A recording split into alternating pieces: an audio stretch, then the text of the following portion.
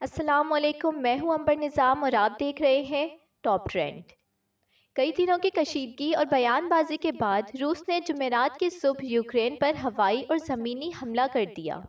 روسی فوجی شمالی اور مشرقی یوکرین میں داخل ہو چکے ہیں اور نیوکلیئر ویسٹ فیسلٹی چیرنوبل پر قبضے کے بعد کیف کے آؤٹ گرٹس تک پہنچ گئے ہیں، اور ظاہر ہے یوکرین میں مارشل لاء نافذ کر دیا گیا ہے۔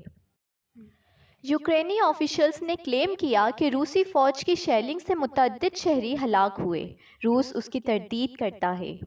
یوکرین کی کیپٹل کیف سمیت کئی شہروں میں خوف کی فضا ہے اور عام لوگ محفوظ مقامات پر جانے کی کوشش کر رہے ہیں۔ روس کے صدر پیوٹن نے ٹی وی پر اپنے خطاب کے دوران یوکرین کے ڈونباس خطے میں ملٹری آپریشن کا اعلان کیا۔ ان کے الفاظ سخت اور واضح تھے۔ یوکرین کا کہنا ہے کہ روسی فوج اس کے ایسٹرن، سردرن اور ناردرن بارڈر سے ملک میں داخل ہوئی۔ یوکرین کے صدر زیلنسکائی نے عہد کیا ہے کہ وہ اپنے ملک کی آزادی کی جنگ لڑیں گے اور روسی حملوں کا بھرپور جواب دے رہے ہیں۔ تو یہ اچانک کیا ہوا کہ جنگ چھڑ گئی؟ آپ کو ذرا پیچھے لے کر چلتے ہیں۔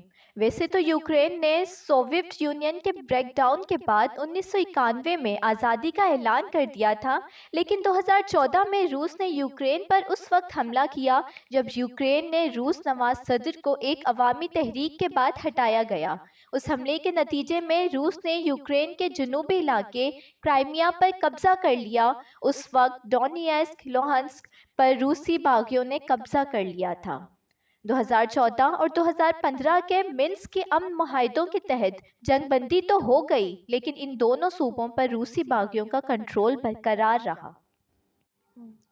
اور اب ہوا یہ کہ روسی صدر پیوٹن نے یوکرین کے دونوں صوبوں کو آزاد ریپبلکس کے طور پر ریکگنائز کر لیا ہے۔ ڈونیٹسک اور لوہانسک یوکرین کے وہ دو صوبے ہیں جن پر 2014 میں روسی باغیوں نے تب قبضہ کر لیا تھا جب روس نے یوکرین پر حملہ کیا تھا، اور اب روس نے ایک بار پھر یوکرین پر ہوائی اور زمینی حملہ کر دیا ہے۔ دارالحکومت کیف کے ساتھ ساتھ کئی اور دوسرے شہروں کو بھی نشانہ بنایا گیا ہے، اور اب ایز یو کین امیجن روسی حملے کی خبر آتے ہی امریکہ نے سخت الفاظ میں اس کی مذمت کی۔ ادھر یوکرینی قیادت نے مغربی طاقتوں سے شکوہ کیا ہے جنہوں نے یوکرینیوں کو تحفظ کی گارنٹی دی تھی، اور کہا ہے کہ یوکرینی اب خود اپنے وطن کا دفاع کریں گے۔